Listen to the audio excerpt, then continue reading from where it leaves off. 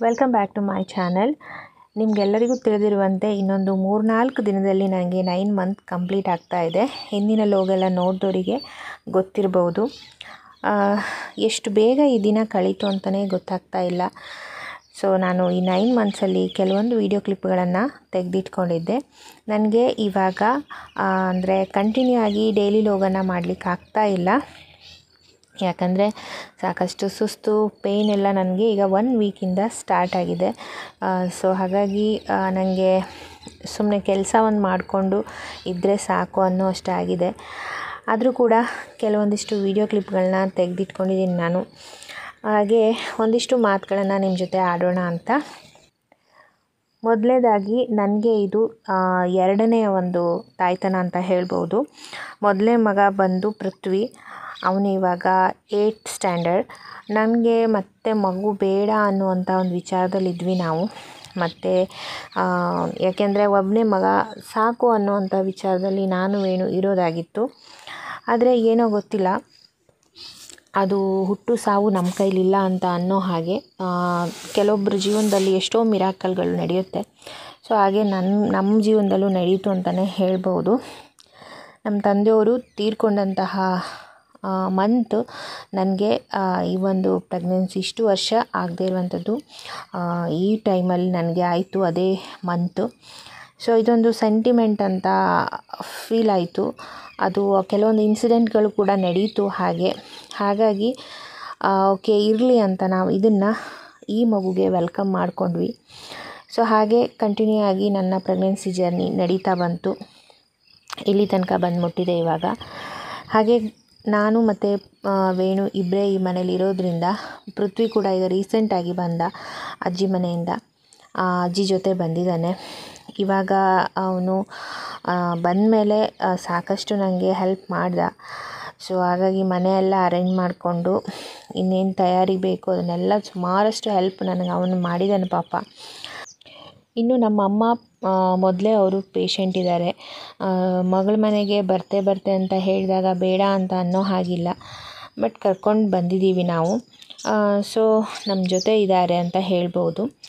ಹಾಗೆ ಏನಾದರೂ ಪಾತ್ರೆಯನ್ನು ತೊಳಿತಾರೆ, ಸ್ವಲ್ಪ ಬಟ್ಟೆ ಎಲ್ಲ ವಾಶ್ ಮಾಡಿ ಕೊಡ್ತಾರೆ ಪಾಪ. ಏನೋ ಅವ್ರ ಬಗ್ಗೆ ನಾನು ಹೇಳೋ ಹಾಗೆ ಇಲ್ಲ. ಇನ್ನು ವೇಣು ಬಂದು ಅವನ ಡ್ಯೂಟಿ ಅವನ ಕೆಲಸ ಅಂತ ಅಂದ್ಕೊಂಡು ನನ್ನ ಜೊತೆ ಅವನಿಗೆ ಹೆಲ್ಪ್ ಮಾಡಲಿಕ್ಕಂತೂ ಆಗೋದೇ ಇಲ್ಲ. ಯಾಕೆ ಅಂದರೆ ಅವ್ರು ದುಡಿದಾಗಿದ್ದರೆ ನಮ್ಮ ಜೀವನ ಸಾಗಬೇಕಲ್ವ.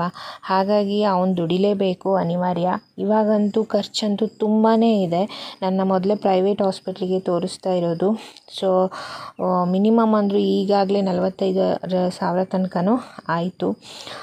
ಹಾಗಾಗಿ ಕೆಲಸದವ್ರನ್ನ 1 ಮಂತ್ ಮೊದಲೇ ನಾನು ಹೇಳ್ತಾನೆ ಇದ್ದೆ, ಅವನು ನೋಡ್ತಾನೇ ಇದ್ದ. ಬಟ್ ಸಿಕ್ಕಿಲ್ಲ. ಇವಾಗ ಸಿಕ್ಕಿದ್ದಾರೆ, ಬಟ್ ನನ್ನ ಟೈಮಿಗೆ ಬರ್ತಾ ಇಲ್ಲ. ಇವಾಗ ಹೇಳಿ 1 ವಾರ ಆಯಿತು, ಅವರಿಗೇನೋ ತೊಂದರೆ ಆಗಿ ಇನ್ನೂ ಬಂದಿಲ್ಲ.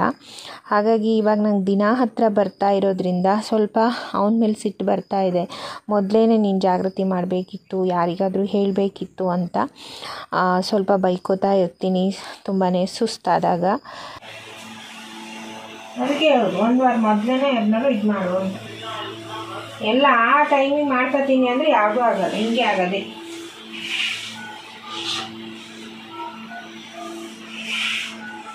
ಎಲ್ಲ ನಾ ಮಾಡ್ತೀನಿ ಅಂತೀವಿ, ನೀವೇನು ಮಾಡ್ತೀವಿ? ಮಾಡೋದು ನಾನೇ. ಅದ್ರ ಬದಲು ಮುಚ್ಚಿ ವಿಷಯ ಮಾಡ್ಕೊಂಡು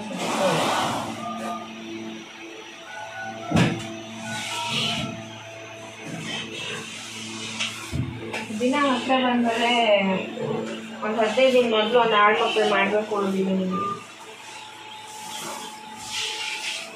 ಗೊತ್ತು ಮನೆ ಪರಿಸ್ಥಿತಿ.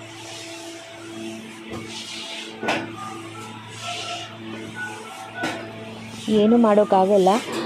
ಅಂತೂ ಹೇಗೋ ದಿನ ಕಳೆದು ಹೋಯಿತು. ಇನ್ನೇನು ಡೆಲಿವರಿ ಹತ್ತಿರ ಬರ್ತಾ ಇದೆ. ಬಾಣಂತನಕ್ಕೆಲ್ಲ ನಾನು ಕೆಲವೊಂದೆಲ್ಲ ತಯಾರಿ ಮಾಡ್ಕೊಂಡಿದ್ದೀನಿ ನನಗೆ ತಿಳಿದ ಮಟ್ಟಿಗೆ, ಹಾಗೂ ನಾನು ತಿಳ್ಕೊಂಡು ಸಹಿತ. ಮತ್ತು ಇವಾಗ ಪೃಥ್ವಿಯನ್ನು ಬೇರೆ ನಾವು ಸ್ಕೂಲಿಗೆ ಸೇರಿಸಿದ್ವಿ. ಅವನು ಹೈಸ್ಕೂಲಿಗೆ ಹೋಗ್ತಾ ಇದ್ದಾನೆ. ಬೆಳಿಗ್ಗೆ ಎದ್ದು ಅವನಿಗೆ 8:45ಗೆ ಬಸ್ ಇದೆ.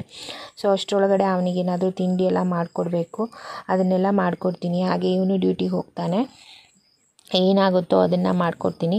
ಚಪಾತಿ ಮತ್ತು ರೊಟ್ಟಿ ಅವನ್ನೆಲ್ಲ ಇವಾಗ ಸದ್ಯಕ್ಕೆ ಮಾಡಲಿಕ್ಕೆ ಆಗ್ತಾಯಿಲ್ಲ, ಹಾಗಾಗಿ ಅದನ್ನೆಲ್ಲ ಮಾಡೋದಿಲ್ಲ ನಾನು. ಏನಾದರೂ ದೋಸೆ ಲೈಟ್ ಫುಡ್ಡಾಗಿ ಅದು ಇದು ಅಂತ ಮಾಡಿಕೊಡ್ತೀನಿ, ಇಬ್ಬರಿಗೂ ತಿಂದ್ಕೊಂಡು ಹೋಗ್ತಾರೆ. ಅದೇ ರೀತಿ ನನ್ನ ಬಾಣಂತನಕ್ಕೆ ಏನು ಕೆಲವೊಂದೆಲ್ಲ ಮದ್ದು ಪುಡಿಗಳನ್ನೆಲ್ಲ ಮಾಡಿಟ್ಕೊಳ್ತಾ ಇದ್ದೀನಿ. ಇವಾಗ 9 ಮಂತ್ಸ್ ಕಂಪ್ಲೀಟ್ ಆಗ್ತಾ ಬಂದಿರೋದ್ರಿಂದ ನಾನು ಈ ಟೈಮಿಗೆ ಮಾಡಿಕೊಂಡ್ರೆ ಅದೇನು ಬೇಗ ಹಾಳಾಗೋದಿಲ್ಲ. ಕೆಲವೊಂದು ಪುಡಿಗಳನ್ನೆಲ್ಲ ಮಾಡಿ ಇಟ್ಕೊಳ್ತಾ ಇದ್ದೀನಿ. ಸ್ವಲ್ಪ ಆರಾಮ ಯಾವಾಗಿರ್ತೀನೋ ಆ ಟೈಮ್ನಲ್ಲಿ ಇದನ್ನೆಲ್ಲ ಮಾಡಿ ಇಟ್ಕೊಳ್ತೀನಿ. ಪೃಥ್ವಿ ಇದ್ದರೆ ಒಂದು ಸ್ವಲ್ಪ ಹೆಲ್ಪ್ ಮಾಡ್ತಾನೆ, ಇಲ್ಲ ಅಂತಂದರೆ ನಾನೊಬ್ಬಳೇ ಎಲ್ಲನೂ ಮಾಡ್ಕೊಳ್ತೀನಿ. ಇನ್ನು ಉಳಿದಂತೆ ಇವಾಗ ಲಗೇಜು ಅಂದರೆ ಹಾಸ್ಪಿಟ್ಲ್ ಬ್ಯಾಗೆಲ್ಲ ಪ್ಯಾಕ್ ಮಾಡಿ ಇಟ್ಕೊಂಡಿದ್ದೀನಿ. ದಿಢೀರ್ನೇ ಏನಾದರೂ ಪ್ರಾಬ್ಲಮ್ ಆಯಿತು ಅಂತಂದರೆ ಹೋಗಿಬಿಡೋಣ ಆಸ್ಪತ್ರೆಗೆ ಅಂತ ಹೇಳಿ, ಸೊ ಅದನ್ನೆಲ್ಲ ರೆಡಿ ಮಾಡಿ ಇಟ್ಕೊಂಡಿದ್ದೀನಿ ನಾನು. ಅದನ್ನು ಇನ್ನು ವೀಡಿಯೋ ಮಾಡೋಕ್ಕೆ ಆಗ್ತಾನೇ ಇಲ್ಲ, ನನಗೆ ಟೈಮ್ ಸಿಕ್ಕಿಲ್ಲ. ನೋಡೋಣ, ಆದರೆ ಮಾಡ್ತೀನಿ. ನನಗೆ ಈ ಯೂಟ್ಯೂಬ್ ವೀಡಿಯೋ ಹಾಕೋದ್ರಿಂದ ತುಂಬ ಜನ ನನಗೆ ಧೈರ್ಯನ ಹೇಳ್ತಾ ಇದ್ದಾರೆ. ಅದೊಂದು ನನಗೆ ಪ್ಲಸ್ ಪಾಯಿಂಟು.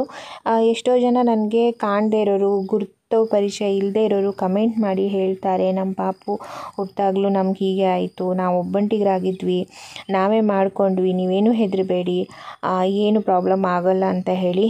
ಇದೆಲ್ಲ ನಂಗೆ ನಿಜವಾಗ್ಲೂ ಒಂದು ರೀತಿ ಪಾಸಿಟಿವ್ ಆಗಿ ಎನರ್ಜಿ ಸಿಕ್ಕಿದ ಹಾಗೆ. ಸೊ ಹಾಗಾಗಿ ಇದೊಂದು ಯೂಟ್ಯೂಬ್ ವೀಡಿಯೋ ನನ್ನ ಮೆಮರಿಗೋಸ್ಕರ ಅಲ್ಲದೇ ನನಗೂ ಕೂಡ ಒಂದು ಸ್ಟ್ರೆಂತ್ ಕೊಡ್ತಾ ಇದೆ ಅಂತಲೇ ಹೇಳ್ಬೋದು. ಇಲ್ಲಿ ನಾನು ಶುಂಠಿ ಮದ್ದನ್ನು ಮಾಡ್ತಾಯಿದ್ದೆ. ಇದು ಬಂದು ಮೆಣಸಿನ ಕಾಳಿನ ರಸಂ ಪೌಡ್ರು. ಇದನ್ನು ಕೂಡ ಮಾಡಿ ಒಂದು ಬಾಟ್ಲಲ್ಲಿ ತುಂಬಿ ಇಟ್ಕೊಂಡಿದ್ದೀನಿ ನಾನು. ಅಂದರೆ ಇದನ್ನು ನಾನು ಮಾಡೋದು ಹೇಗೆ ಮತ್ತು ಇದನ್ನು ಯಾವ ರೀತಿ ಉಪಯೋಗಿಸೋದು ಅನ್ನೋದು ನೆಕ್ಸ್ಟ್ ತೋರಿಸ್ತೀನಿ ಒಂದಿನ. ಇದು ಬಂದು ಪೆಪ್ಪರ್ ಪೌಡರು. ನಮ್ಮ ಕಡೆ ಸ್ವಲ್ಪ ಬಾಣಂತನ ಸ್ಟಾರ್ಟಿಂಗಲ್ಲಿ ಇವನ್ನೆಲ್ಲ ಹಾಕಿ ಒಂದು 5 ತುತ್ತು ಊಟ ಮಾಡೋ ಪದ್ಧತಿ ಇದೆ. ಸೊ ಹಾಗಾಗಿ ಇದು ಶುಂಠಿ ಉಂಡೆ. ಇದನ್ನೆಲ್ಲ ಇವಾಗಲೇ ಮಾಡಿಟ್ಕೊಂಡಿದ್ದೀವಿ, ಏನು ಹಾಳಾಗೋಲ್ಲ. ಆದರೆ ನಾನು ವೆದರ್ ನೋಡ್ಕೋಬೇಕು. ತುಂಬ ಸೆಕೆಗಾಲ ಥರ ಆಯಿತು ಅಂತಂದರೆ ಇವೇನು ಅಷ್ಟೊಂದು ಅಗತ್ಯ ಇಲ್ಲ. ಇಷ್ಟನ್ನು ತಿಂತೀನಿ ಅನ್ನೋದು ಗ್ಯಾರಂಟಿ ಇಲ್ಲ. ಯಾಕೆಂದರೆ ತುಂಬ ನಾವು ಹೀಟ್ ಮಾಡಿದ್ವಿ ಅಂತ ಅಂದರೆ ಮೋಷನ್ ಎಲ್ಲ ತುಂಬ ಗಟ್ಟಿಯಾಗಿ ತುಂಬಾ ತ್ರಾಸಾಗುತ್ತೆ, ಬ್ಲೀಡಿಂಗ್ ಎಲ್ಲ ಸ್ಟಾರ್ಟ್ ಆಗೋ ಚಾನ್ಸಸ್ ಇರುತ್ತೆ. ಹಾಗಾಗಿ ನಮ್ಮ ಒಂದು ಪ್ರಕೃತಿ ಹೇಗಿದೆ ಅಂತ ನೋಡಿಕೊಂಡು ಈ ಮದ್ದನ್ನೆಲ್ಲ ಬಳಸಬೇಕು. ಒಟ್ಟಿನಲ್ಲಿ ಮಾಡಿ ಇಟ್ಕೊಂಡಿದ್ದೀನಿ. ಯಾಕಂದರೆ ನನಗೆ ಡೆಲಿವರಿ ಆಗೋ ಟೈಮ್ ಬಂದು ಮಳೆಗಾಲನೇ. ಹಾಗಾಗಿ ಜೂನ್ 10ಕ್ಕೆ ನನಗೆ ಡೇಟ್ ಕೊಟ್ಟಿರೋದು. ಬಟ್ ನಂಗೆ ಅಷ್ಟರೊಳಗೆ ಆಗ್ಬೋದು. ಒಟ್ಟು ಟೋಟಲಿಯಾಗಿ ಮಳೆಗಾಲ ಇನ್ನೇನು ಸ್ಟಾರ್ಟ್ ಆಗುತ್ತೆ. ಇಲ್ಲೆಲ್ಲ ಬ್ಯಾಗು ಅದು ಇದು ಎಲ್ಲ ಇದೆ, ಇದನ್ನೆಲ್ಲ ನೀಟ್ ಮಾಡ್ಕೋಬೇಕು. ಹಾಗೆ ಒಂದು ಚಪ್ಪಲ್ ಕೂಡ ತೆಗೆಸ್ಕೊಟ್ಟಿದ್ದಾನೆ. ಇದು ಸುತ್ತು ಬಾಣಂತಿಗೆ ಸುತ್ತು ಹಾಕ್ತಾರಲ್ಲ, ಇದನ್ನು ಹೊಲ್ದು ಇಟ್ಕೊಂಡಿದ್ದೀನಿ. ಇದ್ರ ಬಗ್ಗೆ ಕೂಡ ಇನ್ನೊಂದಿನ ವೀಡಿಯೋನ ಮಾಡಿ ಹಾಕ್ತೀನಿ. ಓಕೆ, ಟೋಟಲಿ ನನ್ನ 9 ಮಂತ್ಸ್ ಪ್ರೆಗ್ನೆನ್ಸಿ ಜರ್ನಿ ಕಂಪ್ಲೀಟ್ ಆಗ್ತಾಯಿದೆ. ದೇವರ ಇಚ್ಛೆಯಂತೆ, ದೇವರ ಆಶೀರ್ವಾದದಂತೆ ನಾನು ಎಲ್ಲದಕ್ಕೂ ಪ್ರಿಪೇರ್ ಆಗಿ ಇದ್ದೀನಿ. ಇನ್ನು ದೇವರು ನಮಗೆ ಫಲ ಕೊಡೋದೊಂದೇ ಬಾಕಿ ಇರೋದು. ದೇವರು ಯಾವುದೇ ಮಗುವನ್ನು ನಮಗೆ ಕೊಟ್ಟರು ನಾವು ಎಕ್ಸೆಪ್ಟ್ ಮಾಡ್ಕೋತೀವಿ. ಒಟ್ಟಿನಲ್ಲಿ ನಾನು ಮತ್ತು ನನ್ನ ಮಗು ಆರೋಗ್ಯವಾಗಿರಲಿ ಅನ್ನೋದೊಂದೇ ನಾವು ದೇವರಲ್ಲಿ ಕೇಳ್ಕೊಳ್ತಾ ಇರೋದು. ಓಕೆ, ಹಾಗಾದರೆ ಇವತ್ತಿನ ವಿಡಿಯೋನ ಇಲ್ಲಿಗೆ ಎಂಡ್ ಮಾಡೋಣ. ಮತ್ತೆ ಸಿಗ್ತೀನಿ.